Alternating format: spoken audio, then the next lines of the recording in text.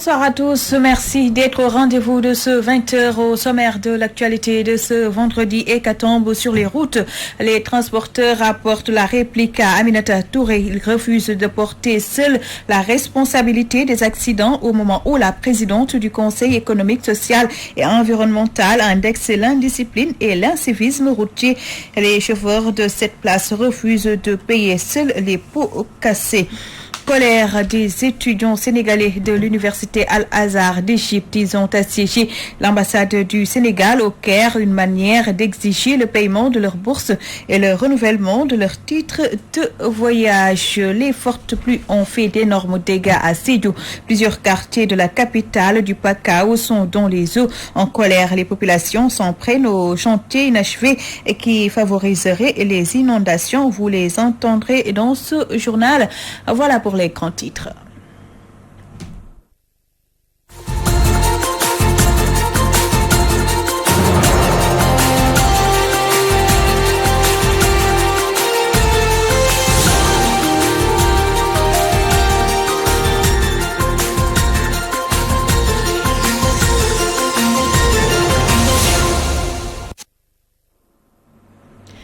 Merci de vous joindre à nous. Les chauffeurs des véhicules de transport communément appelés cette place refusent d'être l'agneau du sacrifice dans la lutte contre les accidents de la route. Pour eux, au lieu de penser à retirer ces véhicules, l'État ferait mieux de revoir le processus de délivrance des permis, mais aussi la formation des chauffeurs. Suivant ce Vox Pop réalisé par Théodore Semedo. Les accidents sont trop. Il y a beaucoup d'accidents. Parce que les chauffeurs n'ont pas appris leur métier normal. Bon, il y a les apprentis, il fait 1 mois, 2 mois, ils lavent les voitures, ils peuvent avancer arrière, on lui délivre un permis. Mais là, c'est pas normal. C'est dans la délivrance des permis qui cause les accidents. L'État, ce qu'il veut. On ne peut pas empêcher l'État de faire ce qu'il veut. Ensuite, c'est que les accidents, c'est les chauffeurs, mais pas les voitures. Parce qu'il y a les 7 places 9. Bon, ici, le monodage, bon, vraiment, c'est trop. Parce qu'il y a beaucoup de garages. Ou tellement fatigués. Wow, les chauffeurs n'ont rien. On reste ici 2 jours pour aller à Thiès, ou bien à Mbour. Hein? À Ziguinchor, 5 jours, Tamba, c'est une semaine. Il prend votre permis, ou bien au carte grise, il dit arrêt itinéraire. Vraiment, métier daal. Si nga jàpp Dacia, police jàpp ko wala keneen jàpp ko, ponkal ngay woo rek, bu la waxee ko moom sax da ngay tiit yow. Torop sonn torop, ñu nga daw fii lu mat weer 100 mm sa doo xam. Et c'est dans ce contexte que l'Union des routiers du Sénégal apporte la réplique à Aminata Touré. La présidente du Conseil économique, social et environnemental a déclaré ce vendredi que c'est l'indiscipline et l'incivisme qui causent les accidents occasionnant des pertes humaines. Mais pour Gora Khouma, les chauffeurs ne sont pas les seuls responsables de l'hécatombe sur les routes. Gora Khouma est joint par Théodore Semedo. Mais elle ne devait pas se limiter pour marquer la cible pour les conducteurs. Elle devait prolonger la cible. Il ne faut pas le mettre au singulier, il faut le mettre au pluriel. Et que c'est un ensemble. Ni c'est elle, ni la cible uniquement pour le chauffeur, elle ne veut pas que ce problème soit réglé. Elle a droit de son point de vue. Mais techniquement, elle a porté, puisque la seule cible, c'est pas fait lecture de son article. Mais si la cible est uniquement le chauffeur qui est responsable, pas d'autre responsabilité pour d'autres, donc elle a trompé de. Nous sommes responsables, nous connaissons, mais nous ne sommes pas les seuls. Il faut qu'on se dise la vérité, face à face. Il faut qu'on règle les problèmes. Régler les problèmes, c'est un ensemble. Qui donne le permis? Qui donne la visite technique? Qui embauche? Qui fait la route? Qui contrôle la route? Qui rentre dans le véhicule? Qui traverse la route? Ça, c'est un ensemble. Il faut que chacun prenne sa responsabilité. C'est tout. Tout le monde est responsable, mais le premier responsable, je le dis, c'est le conducteur. Un véhicule sans mouvement ne fait pas d'accident. Mais s'il y a accident, ça veut dire qu'il y a mouvement. Et c'est une chaîne. C'est une chaîne, je l'ai souligné. Autre actualité, non-reconnaissance du bac arabe, bourse impayée, non-renouvellement des passeports. Ce sont entre autres les problèmes auxquels font face les étudiants sénégalais de l'université Al-Azhar du Caire. Ils ont assiégé l'ambassade du Sénégal au Caire pour se faire entendre. De passage à Dakar, certains d'entre eux tiennent à alerter les autorités. Mohamed Nian Diop, leur porte-parole, explique au micro de Mamou Gassama. Depuis 3 semaines ou 4, les étudiants au niveau du Caire ont assiégé l'ambassade du Sénégal, paralysant toute activité et aucun fonctionnaire de l'ambassade n'a pu franchir le seuil de la porte de l'ambassade. Et nous comptons y rester donc pour une durée indéterminée. Des bourses non payées, comme par exemple le cas de Moussa Fagnan, qui est venu en Égypte depuis 2013 et jusqu'ici, il n'a pas perçu sa bourse. En tout cas, ça, ce n'est pas du tout légal et inacceptable. Il y a aussi un nombre de 3 étudiants qui sont encore aussi sur place, mais c'est le même problème, c'est-à-dire non paiement de bourse. Le deuxième point, c'est l'équivalence. Le Sénégal et l'université Al-Azhar, il n'y a pas ce qu'on appelle l'équivalence. Donc l'étudiant, il est obligé, ou l'étudiant est rétrogradé, donc en collège, où il va faire, où il fera au moins 2 ans, ou parfois donc il peut faire 3 ans. En tout cas, quelque chose qui n'est pas du tout, quelque chose qui n'arrange pas aussi l'étudiant, parce qu'au lieu de faire 4 ans, maintenant tu es obligé de faire 7 ans ou 8 ans. Mais concernant le renouvellement des passeports, le comité déplace chaque 4 ans ou 5 ans, En tout cas, c'est qui est anormal, parce que nous sommes tous aussi des Sénégalais. En tout cas, nous avons droit à avoir un passeport qui nous permettra de bien s'installer. Donc là où nous sommes, le dernier message que nous lançons, c'est de dire au président de la République, le travail à l'ambassade ne se fera pas tant que nos revendications ne soient pas réglées. Je vous le disais dans les titres, la pluie qui s'est abattue dans la capitale du Bakau la nuit du 29 au 30 août a causé de nombreux dégâts. Plusieurs maisons de différents quartiers de Sédhiou sont envahies par les eaux. Les sinistrés désemparés accusent les autorités. Dans cette correspondance de Lamine Bayo. C'est une pluie battante du genre qui s'est abattue dans la commune de Sédhiou et environnant, occasionnant des dégâts énormes. Des maisons inondées, des murs affaissés. Nous avons rencontré ces populations en détresse qui nous livrent leur calvaire.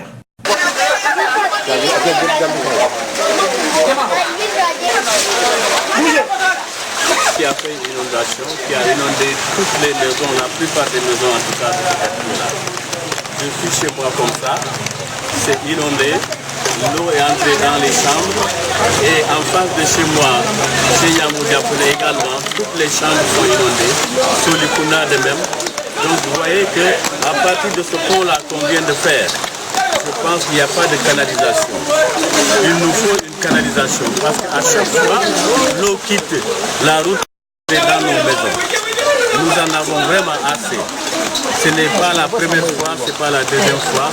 Aujourd'hui, c'est vraiment l'extrême. Les mêmes populations habitant le quartier Montagne Rouge se plaignent de l'oubli dans lequel elles évoluent.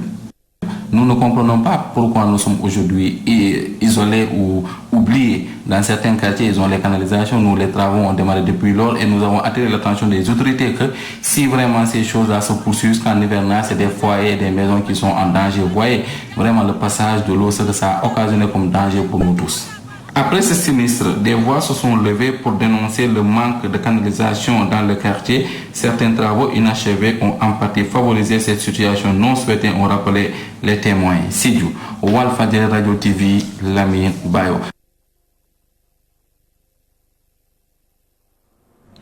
La situation dramatique des retraités inquiète le mouvement Leral Askan Wi. Son président demande aux autorités de réagir pour sauver cette couche vulnérable qui vit un véritable drame. Omar Faye s'est entretenu avec Nachib Sanya. Ce qui se passe à l'IPRES est inacceptable, inadmissible. Ce que beaucoup de Sénégalais ne savent pas. Il y a 160 milliards de réserves obligatoires. C'est-à-dire de l'argent qu'on ne touche pas. 400 millions de tickets déjeuner, uniquement pour le déjeuner. Alors que les retraités perçoivent 15 000 à 20 000 francs par mois. Mais c'est inhumain.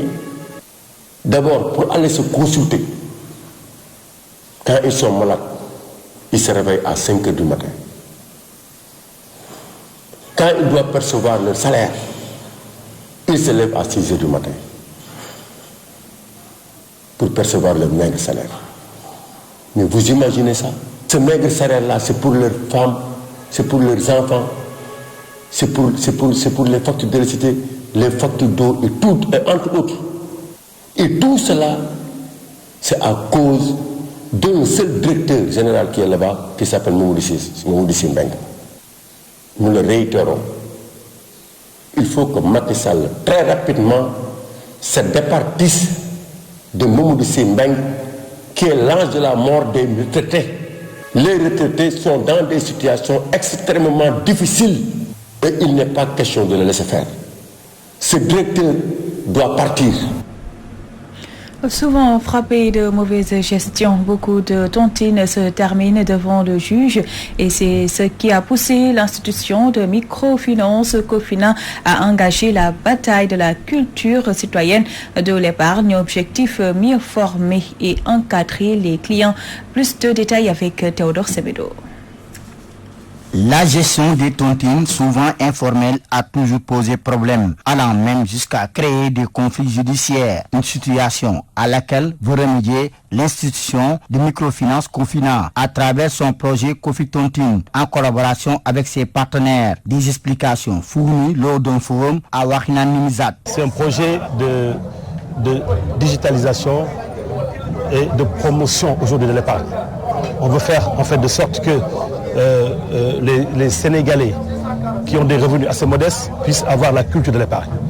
Et pour cela, on est allé sur une formule qui existait déjà, qu'il s'agissait de faire des tontines.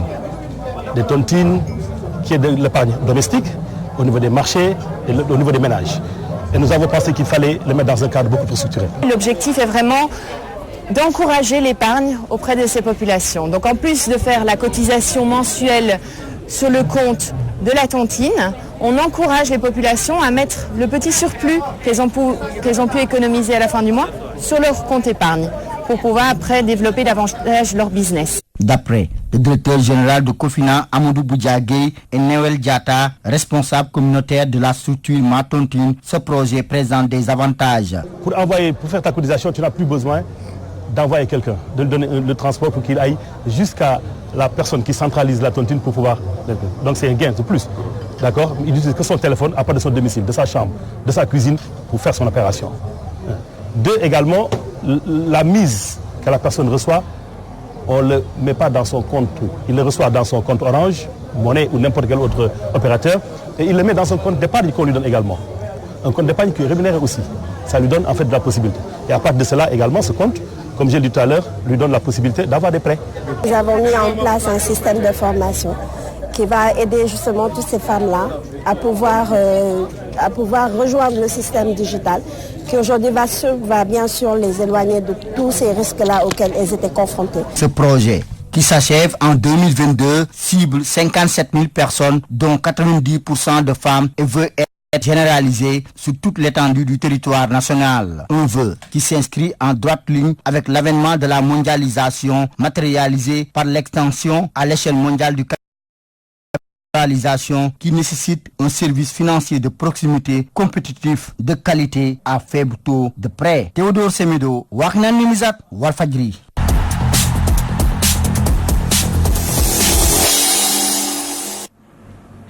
Parlons football, phase nationale des petites catégories à Kaolack et Fatick. Les U17 et U20 de Thiès sacrés respectivement devant Ziguinchor et Kaolack, un tournoi au cours duquel la Fédération sénégalaise de football a annoncé la décision de subventionner le démarrage du championnat. Augustin Senghor, le président de la Fédération sénégalaise de football, que nous écoutons au micro de Al-Hassan Ba.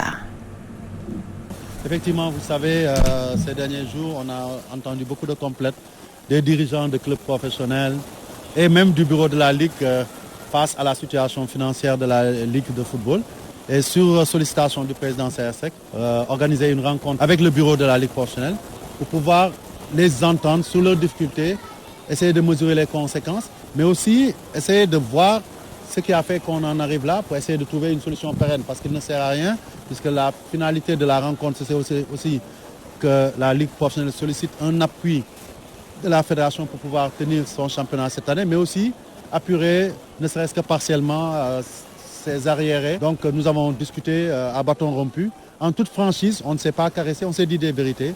notamment sur le modèle organisationnel de la Ligue professionnelle, sur d'autres questions liées aux sponsors. Qu'est-ce qu'il faut faire pour convaincre d'autres sponsors de revenir? Et aussi, pourquoi au niveau de l'élément le plus vital dans un football professionnel, les droits télé, on n'est pas capable aujourd'hui, en 2019, de pouvoir montrer nos matchs à la télé. Le football professionnel, c'est des privés qui se mettent au service du sport, développent une activité génératrice de revenus, bien sûr pour développer leurs équipes à but lucratif, mais aussi pour aider en définitive le football amateur et le football à la base. Phase nationale des Navétanes, le vice-président de l'ONCAV juge très élevé le niveau de l'édition 2019 qui se joue actuellement à Louga. Abdourahmane Diouf invite toutefois les autorités étatiques à soutenir davantage les Navétanes. Le voici au micro de Omar Kairé. Au niveau technique, le niveau y est. Bon, ça vous, en tant que journaliste sportif, vous savez exactement. Parce que nous avons vu par exemple dans la poule, dans les 4 poules de Louga, qu'il y avait les plus grosses pointures du foot qui étaient là. Quand vous avez un Dekando, un Diamono, un Barbat, un Pench, okay, un Echo de Dakar. Donc vous savez exactement le niveau y est. Franchement, à Louga, il y a... Mais je vais revenir un peu en arrière. Il faut voir le cas de Sadio Mané actuellement. Sadio, il vient d'où? Sadio Mané, il vient d'où? Il vient du Navétane. 90% des Sénégalais, 90% des joueurs de l'équipe nationale viennent du Navétane. Donc le Navétane, c'est le grenier du foot sénégalais. C'est que les gens là le veulent pas, c'est ça la réalité. Le grenier du foot sénégalais, ça vient du Navétane.